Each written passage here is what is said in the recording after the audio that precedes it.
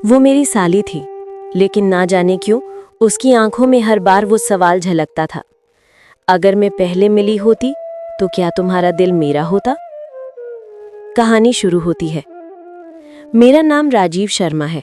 मैं लखनऊ का रहने वाला हूँ और एक प्राइवेट कंपनी में काम करता हूँ। शादी को 5 साल हो चुके हैं। मेरी पत्नी कविता एक सुलझी हुई लेकिन थोड़ी संकोची और व्यस्त महिला है। हमारा रिश्ता ठीक ठाक था, न बहुत प्यार भरा, न ही बिल्कुल ठंडा। बस जिंदगी अपने ढर्रे पर चल रही थी। लेकिन मेरी जिंदगी में नंदिनी के आने से सब कुछ बदल गया। नंदिनी, मेरी साली, वो पहली बार हमारे घर तब आई जब मेरी सास की तबीयत अचानक बिगड़ गई थी। कविता को अपनी माँ के पास कुछ दिन रहना पड़ा और नंदिनी को कॉलेज की छुट्टियां थीं, तो वो कुछ हफ्तों के लिए हमारे घर रहने आ गई। उस दिन जब दरवाजा खुला, मैंने पहली बार नंदिनी को देखा। सफेद सलवार कुर्ता, खुले बाल और चेहरे पर वो मासूम मुस्कान। लेकिन उसकी आंखों में एक अजीब आत्मविश्वास था जो किसी लड़की में कम ही दिखता है। जीजाजी नमस्ते, उसकी मीठी आवाज ने जैसे कमरे का माहौल बदल दिया। मैंने भी मुस्कुराकर कहा, अरे नंदिनी, स्वागत है। तुम्हारे आने से तो घर में रौनक आ गई। कविता हंस पड़ी। हाँ, अब तो जीजाजी को चाय भी टाइम पर मिलेगी। तीनों के बीच हंसी का माहौल था, लेकिन मुझे नहीं पता था कि आने वाले दिनों में यही हंसी मेरे अंदर एक तूफान बन जाएगी। दूसरा दिन, सुबह सुबह जब मैं ऑफिस के लिए तैयार हो रहा था, रसोई से आवाज आई, जीजाजी चाय लीजिए। मैं मुड़ा। वो थी नंदिनी। उसके हाथ में कप था और बाल खुले हुए थे। मैंने बस इतना कहा, थैंक यू, लेकिन नजरें हट नहीं पा रही थी। वो मुस्कुराई। आप कविता दी को बहुत मिस करते होंगे ना? मैं हंसकर बोला, हाँ थोड़ा तो करते हैं, लेकिन अब तुम हो ना, सब संभाल लोगी। उसने जवाब नहीं दिया, बस हल्की सी मुस्कान दी और वहां से चली गई। पर उस मुस्कान में कुछ था, एक अनकहा इशारा जो मुझे अंदर तक बेचैन कर गया। तीसरा दिन, रात का वक्त था। कविता ने फोन किया कि माँ की तबीयत अभी भी ठीक नहीं है, शायद 2-3 दिन और लगेंगे। मैंने कहा, कोई बात नहीं, तुम ध्यान रखो। फोन करते ही नंदिनी ड्राइंग रूम में आई। जीजाजी, आज डिनर मैं बनाऊं? मैंने कहा, बिल्कुल, तुम्हारा बनाया खाना तो कविता भी बहुत तारीफ करती है। रात को जब हम खाने बैठे, उसने कहा, आप दोनों का रिश्ता बहुत परफेक्ट है ना? मैं मुस्कुरा दिया। परफेक्ट? शायद नहीं, हर शादी में कुछ न कुछ कमी होती है। वो बोली, कभी कभी वो कमी प्यार की नहीं, समझ की होती है। और फिर नजरें झुता ली। मैंने पहली बार महसूस किया कि नंदिनी की बातें सिर्फ मासूम नहीं थीं, उनमें गहराई, एक भावना और शायद कुछ अनकहा आकर्षण छिपा था। कुछ दिन बाद कविता भी ससुराल में थी, घर में बस मैं और नंदिनी। एक शाम बारिश हो रही थी, बिजली चली गई, पूरा घर अंधेरे में डूबा हुआ था। मैंने टॉर्च जलाने की कोशिश की, तभी पीछे से आवाज आई, जीजाजी, डर तो नहीं लग रहा? मैं पलटा। वो बहुत करीब खड़ी थी। हवा में उसके बाल उड़ रहे थे और उसकी आंखों में वो चमक थी जो किसी तूफान से पहले होती है। मैं कुछ कह पाता उससे पहले ही उसने कहा, कभी कभी किसी को पास महसूस करने के लिए रोशनी की जरूरत नहीं होती। उसकी बातों ने जैसे पूरे माहौल को बदल दिया। मैंने तुरंत नजरें झुका ली और बहाना बनाया, मैं मोमबत्ती जलाता हूँ। वो मुस्कुराकर बोली, आप बहुत अच्छे हैं जीजाजी, बहुत। उस रात में देर तक सो नहीं पाया, क्योंकि पहली बार किसी ने मुझे इस तरह महसूस कराया था। आने वाले दिन नंदिनी अब घर में खुलकर रहने लगी थी, बातों में, हंसी में और कुछ कुछ मेरे ख्यालों में भी। कभी कभी वो मुझे चाय देती और पूछती, अगर कविता दिन नहीं होती तो क्या आप मुझसे शादी करते? मैं बस मुस्कुरा देता, लेकिन मन में एक सन्नाटा छा जाता। धीरे धीरे मैंने महसूस किया कि वो मुझे सिर्फ जीजा नहीं, एक आदमी की तरह देखने लगी थी। और मैं भी अब उसे नजरअंदाज नहीं कर पा रहा था। एक शाम कविता ने फोन पर कहा, राजीव, माँ अब ठीक है, मैं कल सुबह आ जाऊंगी। मैं खुश था, पर उसी वक्त नंदिनी रसोई से बाहर आई और बोली, कल दीदी आ रही हैं? मैंने कहा, हाँ, आखिरकार सब नॉर्मल हो जाएगा। वो मुस्कुरा दी, लेकिन उसकी आंखों में कुछ और था। उसने धीरे से कहा, जीजाजी, अगर कल सब नॉर्मल हो जाएगा तो आज रात को क्या मैं एक आखिरी बार आपसे बात कर सकती हूँ, दिल से? कमरा सन्नाटे में डूब गया। मेरे अंदर कुछ टूट भी रहा था और कुछ नया भी जन्म ले रहा था। उस रात राजीव देर तक सो नहीं पाया। बाहर हल्की बारिश थी और कमरे में सन्नाटा। मन बार बार नंदिनी की बातों में उलझ रहा था। वो लड़की जो कुछ हफ्ते पहले उसकी साली बनकर आई थी, आज उसके दिल में सवालों की आंधी बन चुकी थी। करीब 11 बजे दरवाजे पर दस्तक हुई। राजीव चौंका। कौन? मैं, नंदिनी। वो धीरे से कमरे में आई। उसने एक शॉल ओढ़ा हुआ था और चेहरे पर वही मासूम पर गहरी सी मुस्कान थी। जीजाजी, मैं बस एक बात कहने आई थी, उसने धीमे से कहा। राजीव ने नजरें झुका ली। क्या बात है? वो बोली, जब दीदी बीमार थी आपने कितनी बार फोन पर उन्हें हिम्मत दी। आपने घर भी संभाला, मुझे भी। मैंने हमेशा आपको सिर्फ दीदी के पति के रूप में देखा, लेकिन इन दिनों आपको देखकर समझ आया कि एक औरत को एक समझदार इंसान चाहिए, न कि सिर्फ एक पति। राजीव सन्न रह गया। उसने कहा, नंदिनी, ये बातें बहुत गहरी हैं और खतरनाक भी। तुम्हें समझना होगा कि। वो बीच में बोल पड़ी। मैं समझती हूँ जीजाजी, मैं कुछ गलत नहीं सोचती, लेकिन अगर किसी की फिक्र करना, किसी को इज्जत से देखना गलत है, तो शायद मैं सचमुच हर हद पार कर चुकी हूँ। उसकी आंखों से आंसू टपक गए। राजीव ने बस इतना कहा, नंदिनी, ये जो भावनाएं हैं ना, इनका कोई नाम नहीं होता, बस इन्हें दिल में रहने दो। वो मुस्कुराई। हाँ, शायद यही सही है। और फिर वो कमरे से चली गई, पर जाते जाते एक बात कह गई।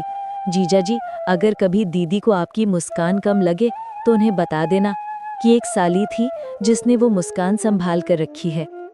अगला दिन, कविता की वापसी। सुबह कविता वापस आई।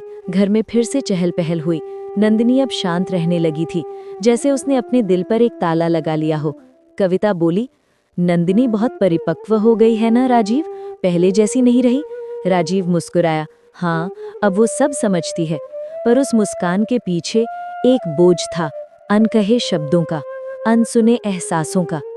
कुछ हफ्तों बाद नंदिनी वापस कॉलेज चली गई। घर में सब सामान्य था, लेकिन राजीव का मन नहीं। वो हर सुबह चाय के कप में वो हल्की हंसी ढूंढता जो नंदिनी कभी उसकी तरफ देखकर देती थी। कविता ने एक दिन पूछा, तुम कुछ उदास लगते हो, सब ठीक तो है? राजीव बोला, बस काम का तनाव है। पर सच्चाई कुछ और थी। वो अब हर बात में नंदिनी की याद खोजने लगा था। 1 साल बाद, किस्मत का मोड़। कविता और राजीव अब पहले जैसे नहीं थे। शायद वक्त या हालात दोनों के बीच कुछ खामोशियां छोड़ गए थे। एक दिन कविता ने बताया, नंदिनी की नौकरी लग गई है दिल्ली में, वो कल आ रही है मिलने। राजीव का दिल एक पल को थम गया। 1 साल बाद वो फिर सामने होगी। क्या सब पहले जैसा रहेगा या फिर पुराना एहसास लौट आएगा? अगले दिन शाम को दरवाजे की घंटी बजी। राजीव ने दरवाजा खोला। वो थी नंदिनी। अब वो पहले जैसी मासूम नहीं, बल्कि आत्मविश्वासी, शांत और समझदार लग रही थी। वो बोली, कैसे हैं आप जीजा जी? राजीव ने मुस्कुराते हुए कहा, अच्छा हूँ। और तुम बहुत बदल गई हो? वो बोली, हाँ, वक्त ने सिखा दिया कि कुछ रिश्ते पूरे नहीं होते, लेकिन उनकी जगह दिल में हमेशा रहती है। कविता अंदर से आई, अरे राजीव, तुम्हें पता है नंदिनी को ट्रांसफर मिल गया है, अब ये मुंबई जा रही है। राजीव ने कहा, अरे वाह, बहुत अच्छा। लेकिन उसके भीतर कुछ टूट सा गया था। शाम को नंदिनी ने कहा, जीजा जी, कल मेरी ट्रेन है, पर जाने से पहले एक चीज छोड़ना चाहती हूँ। उसने एक छोटा सा लिफाफा थमाया। राजीव ने खोला। उसमें एक चिट्ठी थी जिसमें लिखा था, कभी कभी हर हद पार करने का मतलब होता है अपने दिल की बात को रोक लेना। मैंने वो हद पार कर ली है जीजा जी, अब मैं बस आपकी इज्जत और आपकी मुस्कान साथ लेकर जा रही हूँ। राजीव ने चिट्ठी सीने से लगा ली। बाहर बारिश शुरू हो चुकी थी। वो बारिश जो पहले बेचैन करती थी, अब बस एक याद बन गई थी। समय बीत गया। राजीव अपनी दिनचर्या में उलझ गया। ऑफिस, घर, जिम्मेदारियां। कविता पहले से ज्यादा चुप रहने लगी थी। शायद वो भी समझ गई थी कि उनके बीच कुछ है जो कहा नहीं गया, पर महसूस होता है। एक शाम राजीव के ऑफिस से लौटने में देर हो गई। वो थका हारा आया और टेबल पर अपना बैग रख ही रहा था कि कविता ने कहा, राजीव, ये लिफाफा तुम्हारे नाम का आया है मुंबई से। उसके हाथ कांप गए। उसने धीरे से लिफाफा खोला। अंदर नंदिनी की लिखावट थी, लेकिन इस बार चिट्ठी उसके लिए नहीं, कविता के नाम थी। राजीव के दिल में डर और बेचैनी दोनों थे। कविता ने चिट्ठी खोली और पढ़ने लगी। दीदी, शायद ये आखिरी बार है जब मैं आपको लिख रही हूँ। मुझे नहीं पता कि मैंने अपने जज्बातों को कितना सही या गलत दिशा दी, पर मैं आपसे सिर्फ एक बात कहना चाहती हूँ कि आपके पति एक बहुत अच्छे इंसान हैं। उन्होंने हर बार मुझे गलत रास्ते से बचाया जब मैं खुद अपने दिल से लड़ नहीं पा रही थी। अगर वो ना होते तो शायद मैं वो नंदिनी नहीं रहती जो आज हूँ। आप बहुत खुशकिस्मत हैं दीदी, क्योंकि आपके पास वो है जिसने किसी और के दिल को महसूस तो किया पर उसे कभी तोड़ा नहीं। कविता पढ़ते पढ़ते चुप हो गई। उसकी आंखों से आंसू गिरने लगे। राजीव कुछ बोल नहीं पाया। कविता का सच बोलना। कविता बोली, राजीव क्या तुम्हें पता था कि नंदिनी तुमसे? राजीव ने सिर झुका लिया। हाँ, लेकिन मैंने कभी कुछ किया नहीं जो गलत हो। वो बस एक एहसास था जिसे मैंने दिल में बंद कर दिया। कविता बोली, मुझे तुम पर गुस्सा नहीं राजीव। कभी कभी जिंदगी ऐसे मोड़ देती है जहाँ कोई भी गलत नहीं होता, बस हालात गलत होते हैं। राजीव ने पहली बार देखा कविता की आंखों में गुस्सा नहीं बल्कि दर्द और समझ दोनों थे। जीवन फिर सामान्य हो गया, लेकिन घर की खामोशी अब गहरी थी। कविता पहले जैसी नहीं रही। वो राजीव से बात करती, लेकिन हर बात में एक फासला था। राजीव समझ गया था कि कभी कभी सच बोल देने से चीजें साफ नहीं होती, उलझ जाती है। एक दिन कविता ने कहा, राजीव मैं कुछ दिन मायके जा रही हूँ। राजीव ने कुछ नहीं पूछा, बस सिर हिला दिया। मुंबई से फोन। कविता के जाने के 2 दिन बाद राजीव के मोबाइल पर एक कॉल आया। नंदिनी। जीजा जी। उस आवाज में सालों बाद फिर वही एहसास जगा दिया। दीदी ठीक है? उसने पूछा। राजीव बोला, वो मायके गई हैं। नंदिनी, तुम्हारी चिट्ठी से सब कुछ बदल गया है। वो चुप रही, फिर बोली, मुझे पता था, लेकिन सच बताइए, क्या मैंने गलती की? राजीव बोला, नहीं, गलती तुम्हारी नहीं थी ना मेरी। गलती उस दिल की थी जिसने रिश्ते को महसूस करने की कोशिश की। वो धीरे से बोली, मैंने खुद को संभाल लिया है जीजा जी। अब मैं सिर्फ आपकी इज्जत करती हूँ और दुआ करती हूँ कि दीदी के साथ आपका रिश्ता और मजबूत हो। राजीव बस यही सुनना चाहता था, पर दिल के किसी कोने में वो पुरानी चिट्ठी अब भी गूंज रही थी। 1 साल बाद जिंदगी का मोड़। कविता और राजीव के रिश्ते में अब धीरे धीरे सुधार होने लगा था। दोनों एक दूसरे को समझने लगे थे। उसी दौरान एक दिन कविता ने राजीव को कहा, तुम्हें पता है नंदिनी की सगाई हो गई है। उसने फोन किया था। राजीव चौंक गया। किससे? किसी डॉक्टर से, बहुत अच्छा लड़का है। उसने कहा, आपकी वजह से ही वो आज इतनी मजबूत है। राजीव मुस्कुरा दिया। अच्छा है, वो खुश रहे। कविता ने कहा, और हम भी। उस पल दोनों के बीच की चुप्पी पहली बार सुकून में बदल गई। एक शाम डाकिया आया। मुंबई से एक छोटा पार्सल था। अंदर एक छोटा सा नोट था। जीजा जी, मेरी नई जिंदगी की शुरुआत में आपकी ईमानदारी की दुआ चाहिए थी। वो एहसास जो कभी मेरे अंदर था अब मेरी ताकत बन गया है। मैंने हर हद पार की, लेकिन अब सही दिशा में। आपकी नंदिनी। राजीव ने वो चिट्ठी पढ़कर आसमान की तरफ देखा। बारिश फिर शुरू हो चुकी थी, पर इस बार भीगने में सुकून था, क्योंकि अब किसी को कोई छुपाना नहीं था। मुंबई में रोशनी, फूलों की सजावट और खुशी का माहौल था। राजीव और कविता दोनों को न्योता मिला था। बहुत सोचने के बाद दोनों ने जाने का फैसला किया। ट्रेन के सफर में कविता खिड़की के बाहर देखती रही और बोली, समय कितना बदल गया ना राजीव। राजीव ने मुस्कुराकर कहा, हाँ, अब ना कोई डर है ना कोई सवाल, बस अपनापन बचा है। शादी का दिन। नंदिनी मंडप में बैठी थी। लाल साड़ी में वो बेहद खूबसूरत लग रही थी, लेकिन उसकी मुस्कान में एक शांति थी जो पहले कभी नहीं थी। राजीव और कविता जब पहुंचे तो नंदिनी भागकर आई और दोनों के पैर छू लिए। कविता ने उसे गले लगा लिया। राजीव बस मुस्कुरा दिया, वो मुस्कान जिसमें कोई झिझक नहीं थी, सिर्फ गर्व था। नंदिनी बोली, जीजा जी, आपकी दुआ थी तभी मैं आज यहाँ तक पहुंची। राजीव बोला, नंदिनी, तुमने सही हद पार की थी, अपने डर से, अपने अतीत से, अपने दिल के बोझ से। नंदिनी की आंखों में आंसू आ गए। वो बोली, कभी कभी दिल की गलती इंसान की सबसे बड़ी ताकत बन जाती है। शादी के बाद का पल। शादी खत्म हो चुकी थी। रात के समय सब मेहमान जा चुके थे। नंदिनी बैल्कनी में खड़ी थी और सामने राजीव आया। दोनों चुप रहे कुछ पल। फिर नंदिनी बोली, जीजा जी, जिंदगी अब आसान लगती है। पहले लगता था प्यार ही सब कुछ है, अब समझ आया सुकून ही असली जीत है। राजीव ने कहा, और सुकून वहीं मिलता है जहां हम खुद को माफ कर देते हैं। नंदिनी बोली, मैंने खुद को माफ कर दिया है और आपको भी, क्योंकि आपने जो हदें खींची वो ही मेरी जिंदगी की सबसे बड़ी सुरक्षा बन गई हैं। दोनों ने एक दूसरे को देखा, ना मोहब्बत थी ना दूरी, बस एक आदर, एक सुकून।